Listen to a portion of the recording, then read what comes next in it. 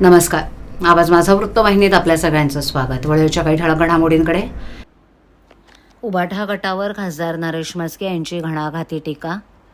उपमुख्यमंत्र्यांनी गावातल्या शेतात केली आवाकाडोची लागवड आणि क्लस्टर योजनेच्या विरोधात वर्तकनगर येथील रहिवाशांनी केली निदर्शनं. भावंडांना सुईच्या टोका इतकी जागा न देणाऱ्या दुर्योधनाप्रमाणेच उद्धव ठाकरे हे आधुनिक दुर्योधन असून त्यांनी इतर भावंडांना कायम सापत्न वागणूक दिली आहे. उद्धव ठाकरेंमुळेच राज यांना शिवसेना सोडावी लागली, अशी घणाघाती टीका शिवसेना खासदार आणि प्रवक्ते नरेश म्हस्के यांनी केली. ठाण्यात आयोजित पत्रकार परिषदेत खासदार म्हस्के यांनी उबाठावर हल्लाबोल केला. उबाठामध्ये गर्दी जमवणारा नेताच राहिला नसल्यानं पालिका निवडणुकीसाठी त्यांना राज ठाकरेंची गरज भासतीये, असा टोला खासदार म्हस्के यांनी लगावला. खासदार म्हस्के म्हणाले की ज्या प्रकारे महाभारतात दुर्योधनानं सुईच्या टोका इतकी देखील जागा भावंडांना देणार नाही अशी भूमिका घेतली होती, त्याचप्रमाणे उद्धव ठाकरे यांनी राज यांना शिवसेनेतून खड्यासारखं बाजूला केलं होतं. उद्धव ठाकरे हे आधुनिक दुर्योधन आहेत, अशी घरमारी टीका खासदार म्हस्के यांनी केली आहे. वक्फ बोर्ड सुधारणा विधेयकाच्या वेळेला उबाटा खासदार अरविंद खान यांनी लोकसभेत आणि संजय मुल्ला यांनी राज्यसभेत विरोध केला. वक्फ बोर्डाच्या जमिनींचा उपयोग देशविरोधी कारवायांसाठी होतो. या संदर्भात आलेल्या सुधारणा विधेयकाला तुम्ही विरोध करता. लोकसभा आणि विधानसभा निवडणुकीत मुल्ला मौलवींकरवी मतदानाचं आवाहन करायला लावता. बाळासाहेबांना हिंदू हृदय सम्राट म्हणायला तुम्हाला लाज वाटते? हे तुमचं हिंदुत्व आहे का? अशा जळजळीत शब्दात म्हस्के यांनी उबाठाला जाब विचारलाय.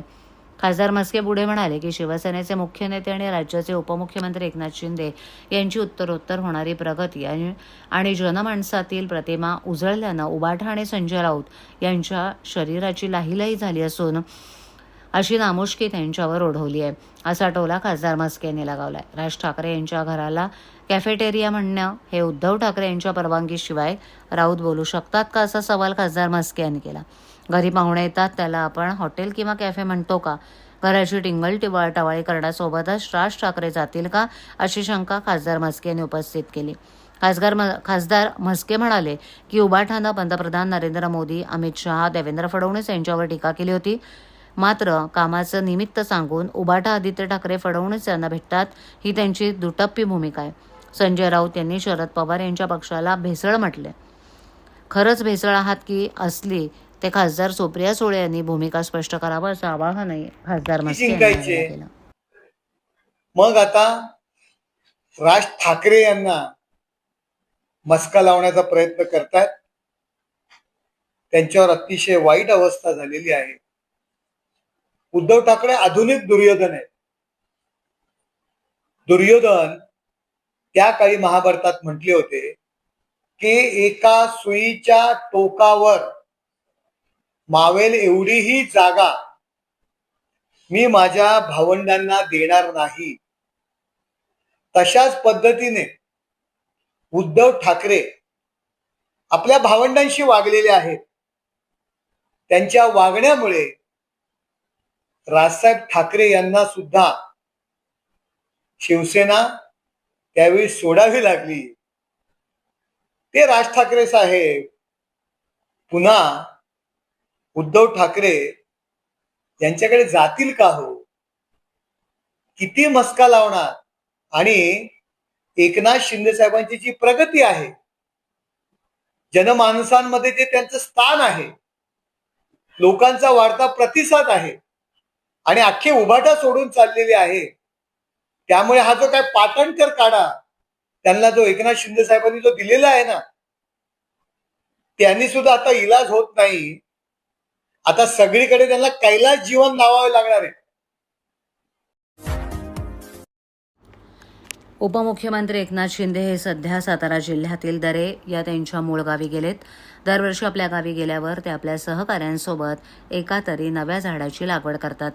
यापूर्वी स्ट्रॉबेरी, हळद, चिकू आणि बांबूची लागवड केल्यानंतर यंदा पहिल्यांदाच त्यांनी आवाकोडा या परदेशी फळाची लागवड करण्याचा निर्णय घेतलाय. या केलेल्या प्रयत्नात त्यांनी स्वतः हातात फावडं आणि झारी घेत आवाकाडोचे झाड लावले. आरोग्यासाठी अत्यंत फायदेशीर असलेल्या आवाकाडो फळाची लागवड करून हा प्रयोग यशस्वी झाल्यास स्थानिक शेतकऱ्यांना ही पर्यायी जोडपीक म्हणून आवाकाडोची लागवड करण्यासाठी प्रोत्साहन द्यावं, यासाठी त्यांनी स्वतःच्या शेतात हा प्रयोग केलाय. सातारा जिल्ह्यातील महाबळेश्वर तालुक्यातील कोयना नदीच्या पट्ट्यातील दरेगावचा परिसरातील माती ही अत्यंत सुपीक असून त्यात कोणतंही पीक घेतलं तर ते उत्तमरित्या येतं, असं उपमुख्यमंत्री शिंदे अनेकदा सांगतात. त्यामुळे इथे केलेला अवाकाडो लागवडीचा हा प्रयत्न नक्कीच यशस्वी होईल याची त्यांना खात्री वाटते. तसं झाल्यास स्ट्रॉबेरी, ब्लूबेरी अशा बेरीवर्गीय वनस्पतींची लागवड करणाऱ्या या पट्ट्यात शेतकऱ्यांना अवाकाडो लागवडीतून नवीन नगदी उत्पन्न देणारं आणखीन एक पीक सापडेल असा विश्वास आहे. त्यामुळेच हा प्रयोग यशस्वी करण्याचा प्रयत्न आहे. यावेळेला त्यांच्यासोबत दरेगावातील ग्रामस्थ आणि शिंदे यांचे सर्व सहकारी आवर्जून उपस्थित होते. अनेक ठिकाणी भूमिपूजन करून देखील क्लस्टर योजनेची इमारत पूर्ण झाली नसल्यानं ठाणेकरांमध्ये आधीच संभ्रमाचं वातावरण आहे. त्यामुळे आता क्लस्टर योजनेला विरोध सुरू झाला असून वर्तकनगरमधील संतप्त रहिवाशांनी निदर्शनं केली आहेत. ठाण्यात क्लस्टर हटाव आणि म्हाडा बचाव अशी घोषणा देत नागरिक रस्त्यावर उतरले. सरकारनं आमच्या वसाहतीस क्लस्टरमधून वगळलं नाही तर सरकार विरोधात कायदेशीर लढाई सुरूच ठेवू असा इशारा देत आमची घरं बिल्डरच्या घशात घालू देणार नाही या शब्दात नागरिकांनी प्रशासनाला ठणकावलंय. वर्तकनगर येथील म्हाडा वसाहतींचा क्लस्टरच्या माध्यमातून पुनर्विकास केला जाणार असल्यानं या निर्णयाविरोधात म्हाडा वसाहतीमधील नागरिकांनी कडाडून विरोध दर्शवलाय. वर्तकनगर भीमनगर परिसरात म्हाडाच्या अनेक एकत्र जमिनी आहेत. या जमिनींवर म्हाडानं बैठ्या तसंच इमारतींच्या माध्यमातून वसाहती उभ्या केल्यात. या वसाहती जवळपास 3 दशकं जुन्या आहेत. तसंच या परिसराचा ठाणे महापालिकेनं 49 नागरी पुनरुत्थान आराखड्यामध्ये समावेश केलाय. येथील जमिनी म्हाडाच्या मालकीची असल्यानं पालिकेला या ठिकाणी क्लस्टर योजना राबवणं शक्य होणार नाही. त्यामुळे पालिकेनं येथील 49.35 एकर इतकी जागा भाडेतत्वावर देण्याकरता म्हाडाकडे ना हरकत प्रमाणपत्र मागितले. परंतु क्लस्टर योजनेस आता म्हाडा वसाहतील रहिवाशांना विरोध करण्यास सुरुवात झाली आहे. म्हाडा वसाहत परिसरात साईनाथ कोऑपरेटिव्ह हाऊसिंग सोसायटी ही 30 वर्ष जुनी वसाहत आहे. या सोसायटीमध्ये जवळपास 388 कुटुंब वास्तव्यास असून 3,500 नागरिक इथे राहत आहेत. या ठिकाणी क्लस्टरसाठी 2018 हरकती नोंदवल्या होत्या. सोसायटीला स्वतः पुनर्विकास करायचा आहे. तसा प्रस्ताव देखील म्हाडाकडे सादर केला असं असतानाही क्लस्टरमध्ये समाविष्ट केलं जात आहे. आमची म्हाडा वसाहत 30 वर्ष जुनी आहे. या ठिकाणी आमच्या 3 पिढ्या गेल्या आहेत. बिल्डरच्या फायद्यासाठी क्लस्टर योजनेत समाविष्ट करण्याचा घाट घातला जातोय. आम्हाला क्लस्टर योजना नकोच. आमच्यावर क्लस्टर योजना लादण्याचा प्रयत्न झाल्यास सरकार आणि प्रशासनाविरोधात संघर्ष होईल असं सांगण्यात. वक्फ सुधारणा कायद्याचं निमित्त करून पश्चिम बंगालमध्ये हिंदूंवर होत असलेला नरसंहार विरोधात शनिवारी ठाण्यामध्ये बजरंग दल आणि विश्व हिंदू परिषद आणि हिंदू संघटनांनी निदर्शनं केली. यावेळेला आंदोलकांनी जय श्रीराम, भारत माता की जय अशा घोषणा देत पश्चिम बंगालमध्ये राष्ट्रपती राजवट लागू करण्याची मागणी केली. केंद्र सरकारनं वक्फ सुधारणा अधिनियम संसदेत मंजूर केल्यानंतर पश्चिम बंगाल राज्यात हिंदूंवर मोठ्या प्रमाणावर अत्याचार, खुनाच्या घटना वारंवार वाढत आहेत. हिंदूंवर होणाऱ्या या नरसंहार आणि अत्याचाराविरोधात सर्वत्र संताप व्यक्त होत असून देशभरात हिंदू संघटनांकडून पश्चिम बंगाल सरकारविरोधात क्रोध व्यक्त केला जातोय. याच पार्श्वभूमीवर ठाण्यातही बजरंग दल, विश्व हिंदू परिषद, दुर्गा वाहिनी, मातृशक्ती इत्यादी हिंदू संघटनांच्या वतीनं ठाणे जिल्हाधिकारी कार्यालय, शासकीय विश्रामगृहासमोर निदर्शनं करण्यात आली. आंदोलकांनी घोषणा देत पश्चिम बंगालमध्ये राष्ट्रपती राजवट लावण्याची मागणी केली. या आंदोलनात बजरंग दल ठाणे संयोजक ॲडव्होकेट सर्वेश तिवारी, विश्व हिंदू परिषद जिल्हा मंत्री सौरभ पांडे, मातृशक्ती घोडबंदर रोडच्या रजनी जैन इत्यादींसह शेकडो हिंदू बांधव आणि भगिनी उपस्थित होते. ठाण्याचे आमदार संजय केळकर यांच्या जनसेवकाचा जनसंवाद या उपक्रमाला नागरिकांचा उदंड प्रतिसाद मिळतोय. तक्रारींचा पाऊस पडतोय. शुक्रवारी या उपक्रमांतर्गत शेकडो नागरिकांनी आमदार केळकर यांची खोपट कार्यालयात भेट घेतली. यावेळेला तक्रारींची 62 निवेदनं प्राप्त झाली आहेत. पालिका संबंधित, महानगर गॅस संदर्भात, फेरीवाले, अतिक्रमणं, अनधिकृत बांधकामं, फसवणूक अशा विविध विषयातील निवेदनं केळकर यांना देण्यात आली आहे. खोपट कार्यालयात ठाणे जिल्हा हाऊसिंग फेडरेशनचे अध्यक्ष सीताराम राणे, माजी नगरसेवक नारायण पवार, मनोहर डोंबरे, दीपक जाधव, सुरेश कांबळे, ओमकार चव्हाण, राजेश गाडे, संतोष साळुंके यावेळेला उपस्थित होते. यावेळेला नवनियुक्त भाजपा मंडल अध्यक्षांनी केळकर यांची भेट घेतली. या जनसंवाद उपक्रमात आमदार केळकर यांना पनवेल, मुलुंड, घाटकोपर, दादर, साकीनाका, चेंबूर, बोरोली इत्यादी भागातून घरांसाठी फसवणूक झालेले नागरिक भेटण्यासाठी आले होते.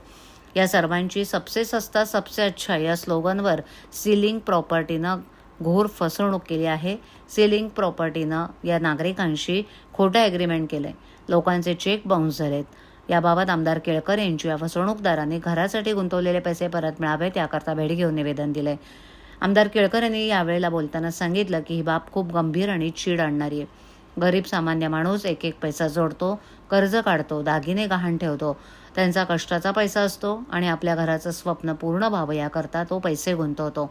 पण असे विकासक या सामान्य लोकांची फसवणूक करून त्यांच्या घराचं स्वप्न भंग करतात तर त्यांच्यावर खोटे गुन्हे दाखल करतात.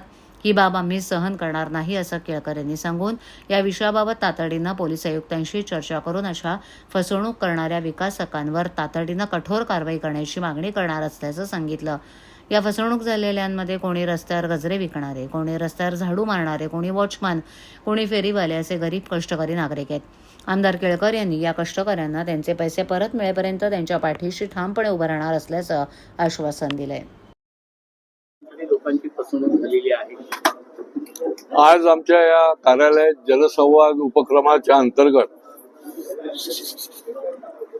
माझ्याकडे बोरिवली, दादर, मुलुंड, घाटकोपर या भागातले फसगत झालेले नागरिक आले होते. आताही आहेत. ते गरीब कष्ट करून पैसे कमवतो आणि कुठेतरी आपलं घरकुल व्हावं याच्याकरता खोट्या जाहिराती आणि निरनिराळ्या प्रकारचं खोट्या प्रकारची माहितीच्या आधारावर तो बिचारा घर बुक करतो आणि नंतर त्याच्या लक्षात येतं की आपली घोर फसवणूक झालेली आहे. हा तोच प्रकार आहे की याच्यामध्ये बघा, निरनिराळ्या नावावर हे बुकिंग घेतात की आम्ही तुम्हाला घरकुल देऊ, पैसे घेतले जातात आणि वर्षानुवर्ष, आता काही तर 2-2, 3-3, 5-5 वर्ष पैसे दिले आणि ते पैसे देखील, माझ्याकडे तर एक कचरा वेचक महिला देखील या ठिकाणी आली होती की तिने आपल्या आजूबाजूच्या लोकांकडनं, नातेवाईकांकडनं पैसे जमा करून त्या ठिकाणी बुकिंग करायला पैसे दिले. हा करोडो रुपयाचा घोटाळा आहे. हजारो लोक याच्यामध्ये अडकलेले आहेत असं प्रायमा फेसी लक्षात येत आहे आणि याची टीव्हीवर देखील जाहिरात दिली जाते असं मला या नागरिकांनी सांगितलं. आणि त्याच्यामुळे फसवणुकीचे प्रकार रिअल इस्टेटमध्ये वाढलेले आहेत. एकीकडे विकासक पण फसवणूक करतो आणि दुसऱ्या बाजूला अशा प्रकारच्या निरनिराळ्या कंपन्यांच्या नावावर सबसे सस्ता सबसे अच्छा, आता गरीब माणूस लगेच त्याच्याकडे अट्रॅक्ट होतो आणि त्यामुळे याचा पूर्ण बंदोबस्त करण्याच्या दृष्टीने पुढच्या काळामध्ये आम्ही ही कारवाई करणार आहोत. भाजपानं संघटनात्मक बदल करत शहरातील 18 मंडल अध्यक्षपदी तरुणाईला संधी दिली आहे. 35 ते 45 वयोगटातील आक्रमक तरुण कार्यकर्त्यांच्या हाती स्थानिक संघटना सोपवली असून संघटना बळकट करण्याचं लक्ष ठेवलंय. आगामी महापालिका निवडणुकीच्या दृष्टिकोनातून जिल्हाध्यक्ष संजय वाघोले यांनी तरुणांची टीम बांधणी करून ठाण्यात 100% भाजपा करण्याचा निर्धार केलाय.